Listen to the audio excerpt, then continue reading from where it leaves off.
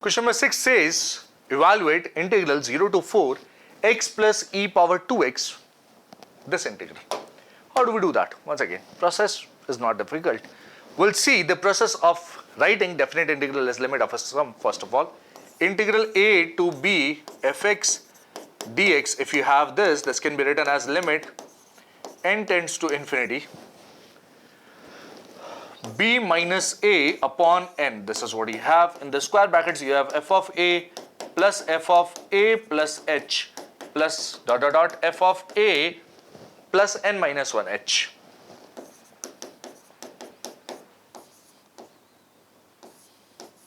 This is what you'll have. Is that okay? Yes, that's the first thing that we realize.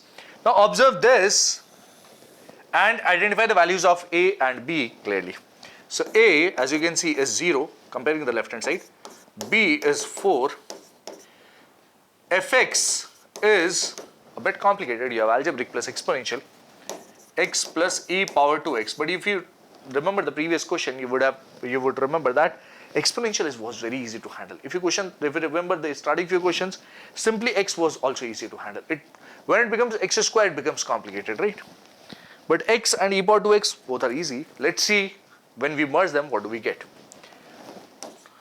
So merging two simple questions will obviously increase the level of difficulty slightly. H is equal to b minus a upon n. This is what you have. And what is b? B is 4, a is 0. So this is 4 minus 0. H is equal to 4 upon n. This is h. This is equal to 4 upon n. Let's put it in a box. This is what you have. Is that okay? Yes.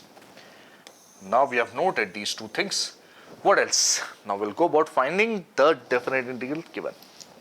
I, this definite integral, is equal to integral of from 0 to 4 x plus e power 2x dx, which will be equal to limit n tends to infinity. Limit n tends to infinity. B minus a upon n is all right? B minus a upon n, which is 4 upon n. In the square brackets, you'll have f of a, f of a. Now a is 0, so this becomes f of 0 plus f of 0 plus h, which is f of h, plus f of 0 plus 2h, which is this, plus dot dot dot f of 0 plus n minus 1h, which will be f of n minus 1 h in the square brackets. This is what I'll have. Right, now we'll have to replace function by this. Let's show it. This will be equal to limit n tends to infinity. In the square brackets, I'll have f of 0, which is 0 plus e power 0. That's the first term. Plus, you'll have f of h, which is h plus e power 2h. Plus, then you have 2h, which will make it 2h plus e power 2 into 2h, which is 4h, plus similarly dot dot dot. What you'll have at the end is f of n minus 1h, which is n minus 1h plus e power 2x, which is 2 times n minus 1h. This is what you have. This is the bracket, and there at the end is a square bracket. So this whole expression is what I have. Now each term is basically sum of two terms. And let's separate them out first. List them out. Limit n tends to infinity. In the square bracket, the first series will be starting from 0. Then you have h, 2h, and n minus 1h. Let's forget about that 0. Or if you want, you can keep that 0. N minus 1 h is what I have. Plus, what else? What else? In the second series, you have starting from e power 0. E power 0 is 1, right? Not a big deal. Plus e power 2h plus e power 4h plus dot dot dot plus e power n minus 1 into 2h. Curly bracket closed, then the square bracket closed. Those are the two separate series by writing the two terms separately, right? Okay, now it is not difficult. We can evaluate these two terms, these two sums separately, and we can get the limit. Therefore, I will be equal to limit n tends to infinity. 4 upon n is already there. Yes, 4 upon n is, oh, there was a 4 upon n. Where did we miss that 4 upon n? Oh, 4 upon n was there, right? This is 4 upon n. This was missed. Let's not miss this 4 upon n because this b minus a upon n is there. Yes, okay. Let's not miss that 4 upon n anymore. And in the square brackets you have the first series. This first series will combine to give you h will come out and sum of natural numbers up till n minus 1. That will be h times n minus 1 times n upon 2 plus, what is this? This looks like a geometric progression. This is a geometric progression. Common ratio is e power 2h, right?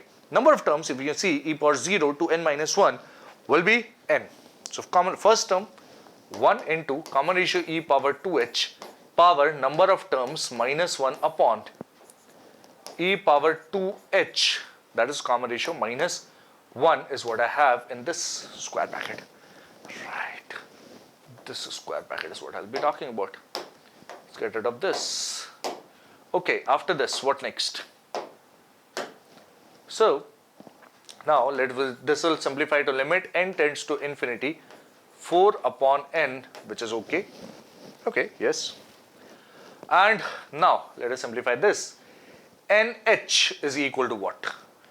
nh is 4. So this becomes 4 by 2. 2 times n minus 1 over here plus, what is this? E power 2hn. hn is 4. 2 times 4 is 8. So this becomes e power 8 minus 1 upon e power 2h minus 1 in the square brackets. Okay, very well. The next step is just a bit of simplification further, and after that we'll be able to apply the limit. After that we'll be able to apply the limit, yes. What is this? 4 times 2 is 8. n minus 1 upon n is what I get plus this e power 8 minus 1 is okay. There's a 4 in the numerator, which is okay, and this 2h will become 8 by n, as you can clearly observe that. 2h will become 8 by n. Yes.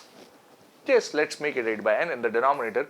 E power 8 by n minus 1 is what I have in the denominator over here. This is e power 8 minus 1. There was a 4 by n coming from outside. Yes. We want to convert this into 8 by n. Yes. So 4 by n divided by 2 is actually 8 by n. And why do we want to do that? Why do we want to do that? Because limit x tends to 0, e power x minus 1 upon x is 1. Using that idea.